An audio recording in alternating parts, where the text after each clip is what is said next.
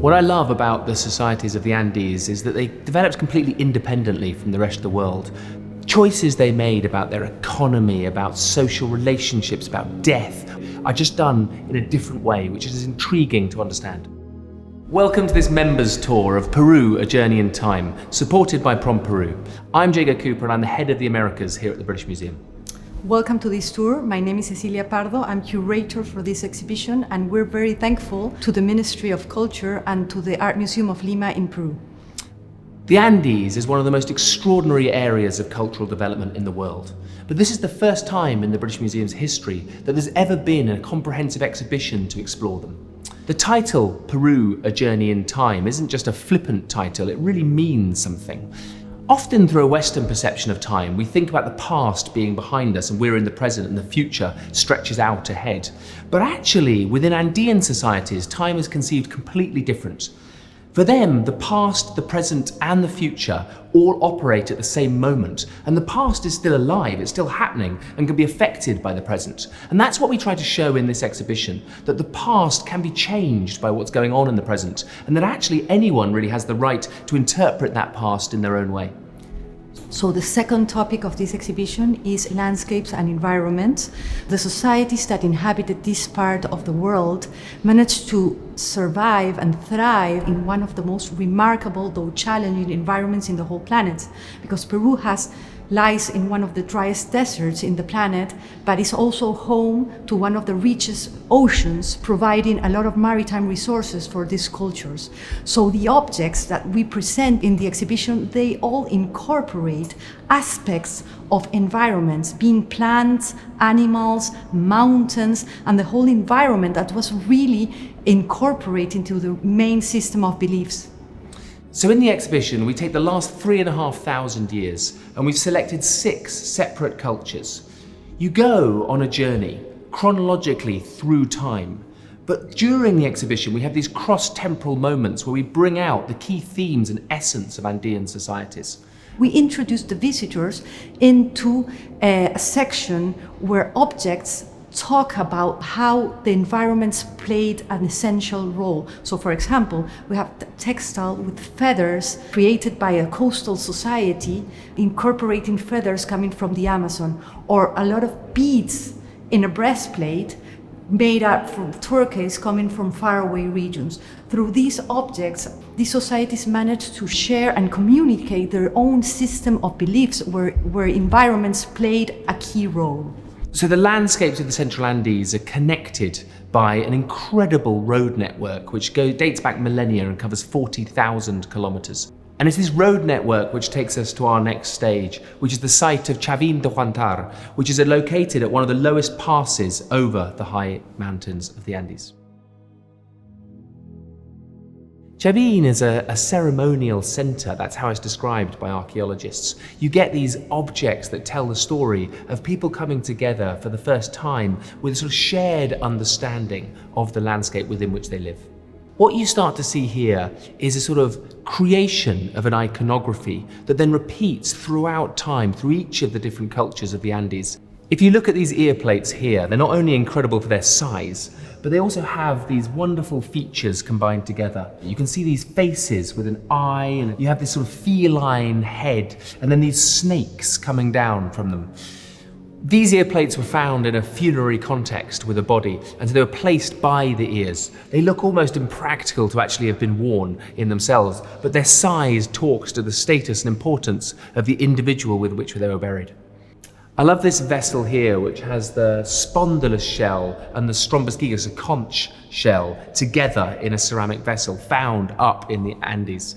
What it talks about is the incredible richness of that marine resource and the trade and exchange networks which are taking objects hundreds of kilometers right up into the Andes.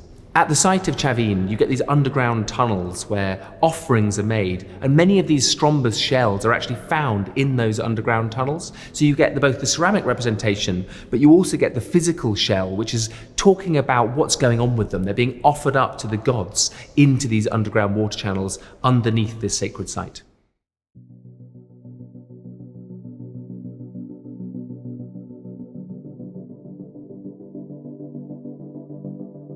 So from Chavin in the highlands, the following section of the exhibition explores the way the Nazca and the Paracas lived in one of the driest deserts in the planet. They created massive lines, geometric shapes, and naturalistic drawings in the pampas, 500 kilometers of unfertile soil, which has been a mystery for many, many years. Current research, though, has proved that these spaces were actually used by the Paracas and the Nazca. People here were using the space and performing rituals, probably in the search for water and fertility. The colors that they used in their pottery and textiles were very diverse and varied, and some of which are very much related to the drawings that we see in the geoglyphs. So for instance, here we have a fragment of a Nazca blanket with embroideries depicting hummingbirds, again birds related with that search of fertility. And also we have a whale, which is a mythical being represented in Nazca iconography, which we can also see in not only one, but a few depictions in the geoglyphs. When a Paracas or Nazca person died, the community came together to ensure a safe journey into the ancestral realm, when the ancestors would still protect the living. Skillful weavers created large patterned textiles specially produced for funerary purposes. Here we have a funerary blanket that belongs to the Art Museum of Lima collection. It depicts human beings bearing special accessories like diadems and nose rings and bearing severed heads, which can be related with the ancestors. So we might think that the human beings depicted in these textiles are the ancestor into which the deceased is transformed through the journey into the afterlife.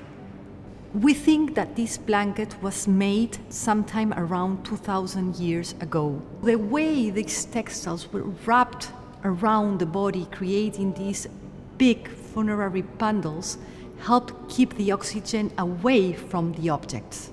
This is why this object is so old and still so well preserved.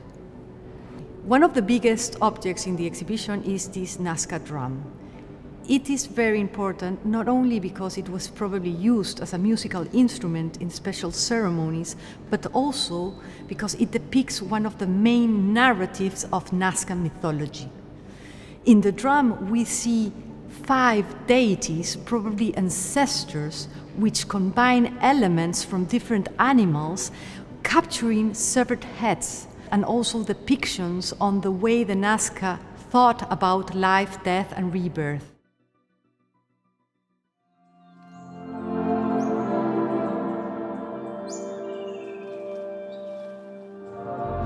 "800 kilometers to the north of the Nazca, the Moche culture is flourishing in the same coastal desert. The Moche have a way of life that centers around these huge pyramid complexes. But one of the things I like most about the Moche is their traditions of ceramics. They're, I think, the best ceramicists in the ancient world. If you look at these portrait vessels, it really starts to bring the actual people alive. Many of these portrait vessels have been traced through time, where the same individual grows older, and you see that face changing as they get older through time. If you look at this particular vessel, you can see the person. They have these ear spools coming through the earrings. You have the hair bound behind the head, this textile woven cap, or a representation of a textile woven cap. And then here, the stirrup vessel design, which is so distinctive of Moche pots. In reality, these wouldn't have been used as vessels for drinking or using drinking water. They're just used as a sort of iconographic representation of the person, their personality, their status within society. The murals of the Moche site of Huacaluna have these processions of human sacrificial victims, and Cecilia and I made a really interesting discovery during our research of this exhibition. These extraordinary wooden sculptures depicting mythical beings, officers, and prisoners were found in the Maccabi Islands just off the coast of northern Peru. When we were doing research in the stores at the British Museum in the early stages of this project, these objects appeared, and although they had been briefly studied in the early 20th century, They have never been on display before. These wooden objects were so well preserved because they were found within many layers of guano, which also gave them this dark texture. They were unearthed by British companies during the late 1800s, when guano became a very well-known natural fertilizer. We think that actual sacrifices might have been taken place in the islands, according to this vessel where we see Aya Paek, the main Moche deity, takes naked prisoners into the islands in these boats. We have this ceramic vessel in the exhibition that's a representation of an early Moche fisherman on a reed boat going out into the Pacific Ocean.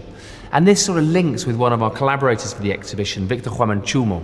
He is a fisherman, third-generation fisherman, in the village of Huanchaco, right next to these ancient sites on the coast. He creates the reed boats today for his own fishing and everyday life, as many fishermen do along the coast. And it starts to talk about the technology, these continuities of practice. And what's really interesting is that another collaborator who works, an archaeologist who works in the region, found that the name Huamanchumo is found in the chronicles relating to the Chimu culture.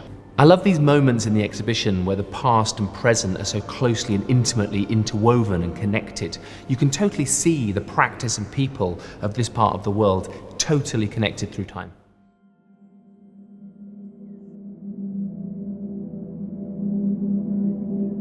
About 1400, the Inca Empire emerged in the central Andes. It was the biggest empire in the Americas. The origins of the Inca lies very much in the influence of past cultures.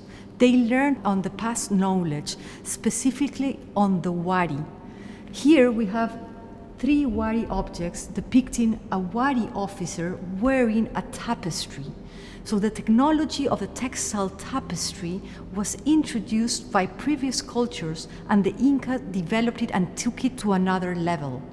And one of the main reasons why the Inca developed such a complex and vast empire in such a short span of time was because of the use and introduction of the quipu.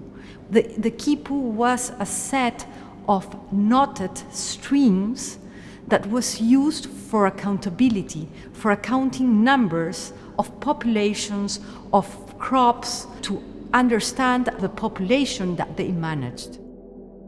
The success of the Wari and Inca empires were really underpinned by incredible feats of human engineering and technological innovation. Whenever you visit the Andes, you can see this evidence in the landscape. Tens of thousands of square miles of agricultural terracing dating back hundreds of years.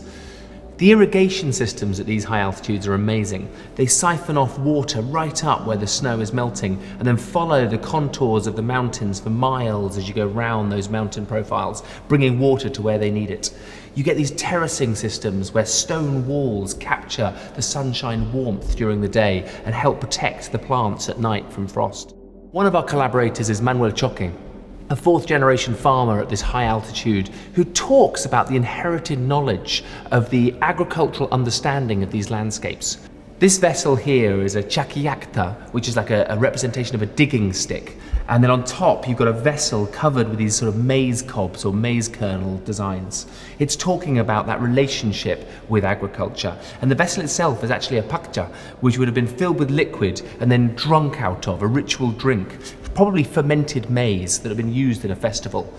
These understandings of agriculture are hugely intergenerational. The ability of different communities to learn the specifics of their local climatic and environmental conditions and then adapting plants to meet them. So although the Inca Empire developed the largest empire in the Americas, they were very short-lived. They only lived and existed for 150 years because in 1532, Francisco Pizarro and his Spanish troops arrived in northern Peru, encountering the last Inca, Atahualpa, an event that marks the beginning of the Spanish colonial rule. One of the objects that marks the European encounter, the European arrival into the New World, is a manuscript that contains written documents alongside drawings, probably the first drawings done by Spanish which evidence the way they looked and described the Incas and their ways of life. Something particularly interesting about this manuscript is that it describes and it depicts some tunics and tapestry that the Incas wore and that haven't been preserved across time. So we have to be careful when we study these written documents, because sometimes they can be biased as they reflect the way one person thought about Inca society.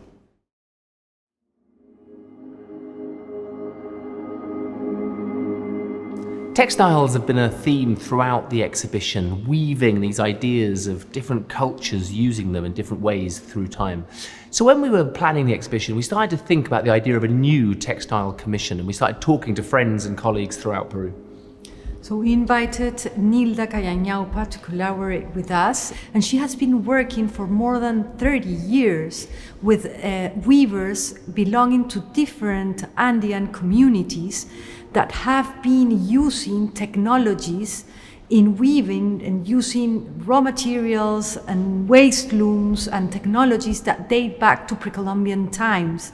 So we had many discussions, conversations, and showing her objects and the narrative of the exhibition, and they came up with the idea of a textile that can reflect upon the main themes addressed in the exhibition.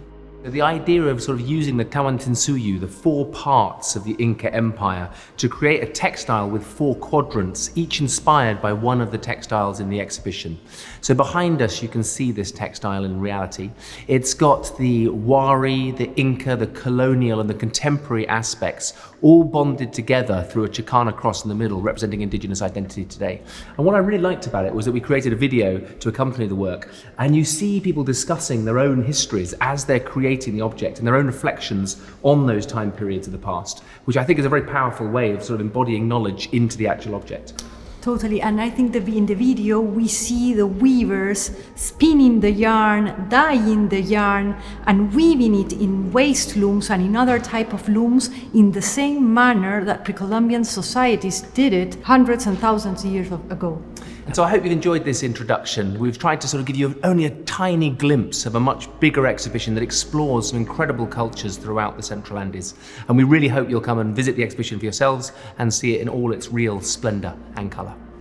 I really hope you enjoy this members tour to the exhibition, and thank you very much for supporting the British Museum. There are so many more objects and stories in the exhibition that I'm sure you will enjoy when you come.